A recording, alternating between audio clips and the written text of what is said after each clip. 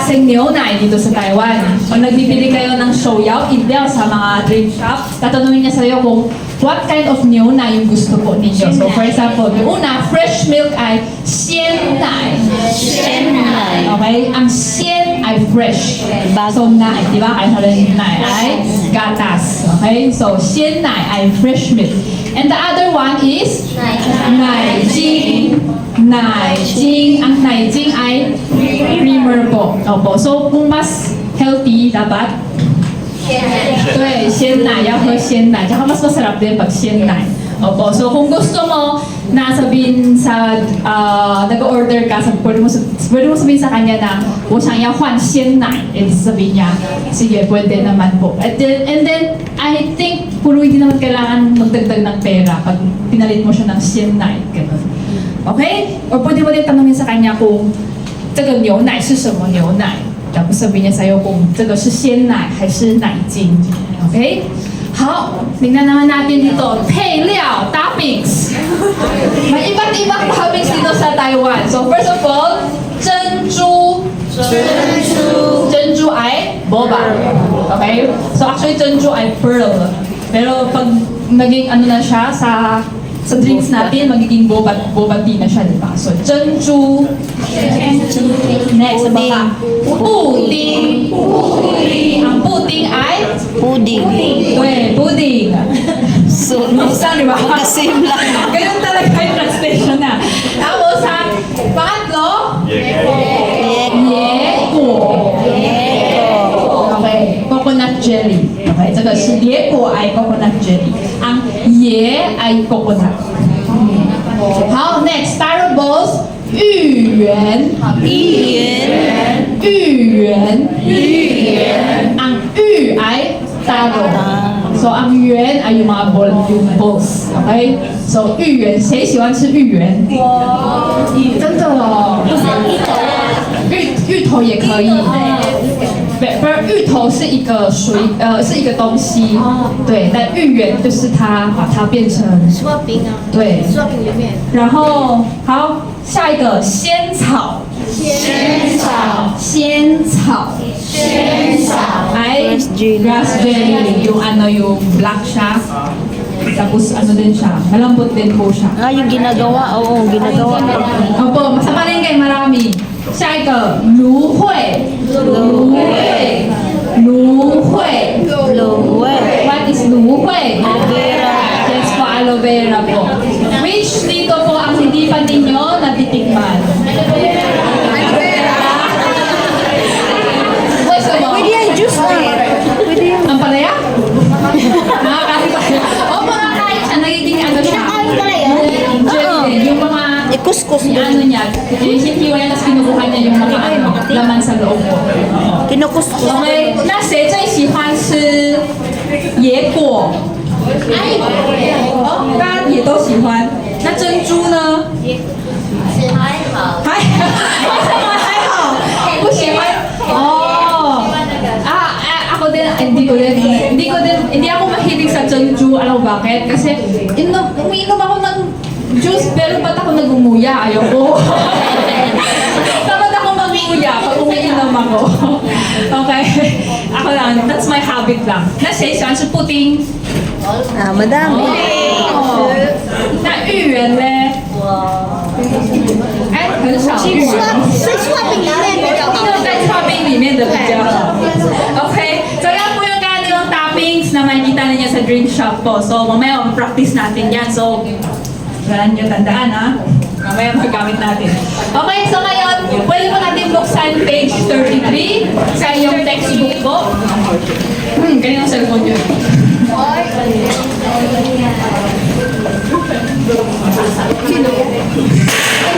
Be careful po. 好，那我们打开第33页 page 33 po sa textbook ninyo. Okay, so ngayon titingnan naman po natin tungkol naman sa mga sugar tsaka ice level. Okay? So start tayo sa 0% sugar. Kung gusto mo 0% sugar, 你要说无糖。再一次哦，嗨，再一次无糖，hindi utang.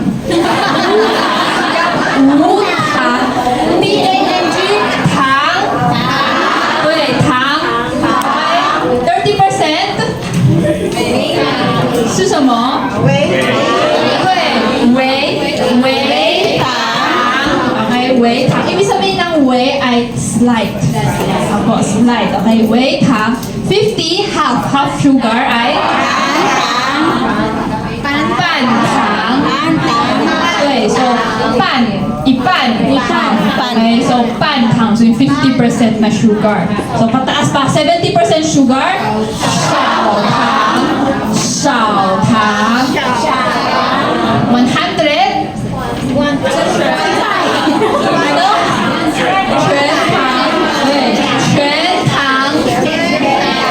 全糖.